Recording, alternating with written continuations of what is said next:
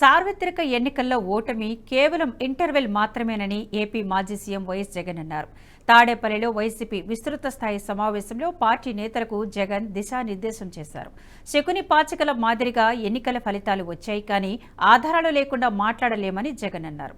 శ్రీకృష్ణుడు తోడుగా ఉన్న పాండవులు అప్పుడప్పుడు ఓడిపోయినట్లు 99% హామీల అమలుతో తలెత్తుకునేలా పాలించామన్నారు.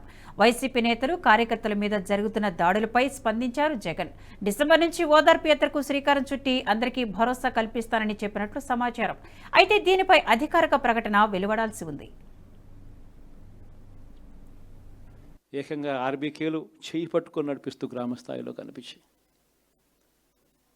విద్య, వ్యవసాయం, వైద్యం, సామాజిక న్యాయం, సుపరిపాలనలో ఎక్కడా కూడా తగ్గలేదు. మొట్టమొదటిసారిగా గ్రామ స్థాయిలో గ్రామ స్వరాజ్యానికి అర్థం చెప్పాం. లంచాలు, వివక్ష లేని పాలన ఇవ్వగలుగుతారా అని అంటే ఎప్పటికీ క్వశ్చన్ మార్క్గా ఉన్న పరిస్థితుల్లో లేదు, కాదు, లంచాలు, వివక్ష లేని పాలన సాధ్యమే అని చెప్పి మొట్టమొదటిసారిగా చూపించింది ఈ 5 సంవత్సరాల పాలనలోనే. ప్రతి పథకము డోర్ డెలివరీ చేసాం. ఇంటి వద్దకే పాలన అన్నదానికి అర్థం తీసుకొచ్చాం.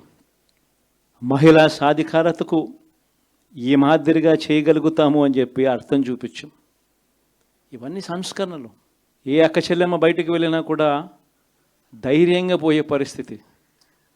ఫోన్లో దిశ యాప్ ఇలా 5 సార్లు ఊపితే చాలు 10 నిమిషాల్లో పోలీస్ వచ్చి అక్క ఏమైంది అనే పరిస్థితి. గ్రామంలోనే మహిళా పోలీస్. ఇప్పుడు చూడలేదు ఇవన్నీ. మరి ఇలాంటి గొప్ప మార్పులు, సంస్కరణలు ఇన్ని జరిగాక ఇప్పుడు చూడని పాలన ఈ మాదిరిగా ఇచ్చిన తర్వాత మరి ఎందుకు ఈ మాదిరిగా రిజల్ట్స్ వచ్చాయి?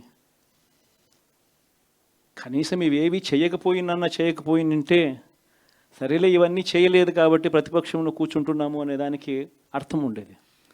ఇంత బాధ కూడా ఉండేది కాదు. కానీ ఇన్ని చేసిన తర్వాత, ఎప్పుడు చూడని మార్పులు తీసుకొచ్చిన తర్వాత. ఈ వీడియో మీకు నచ్చినట్టయితే లైక్ చేయండి, 10 మందికి షేర్ చేయండి. అలాగే కామెంట్ల రూపంలో మీ అభిప్రాయాలను మాతో పంచుకోండి. Nationalist hub group of channels ను సబ్స్క్రైబ్ చేసుకుని తెలుగునాట జాతీయవాద జర్నలిజాన్ని ప్రోత్సహించండి. ఈ వీడియో కింద ఉన్న బెల్ ఐకాన్ పై క్లిక్ చేయడం మర్చిపోవద్దు.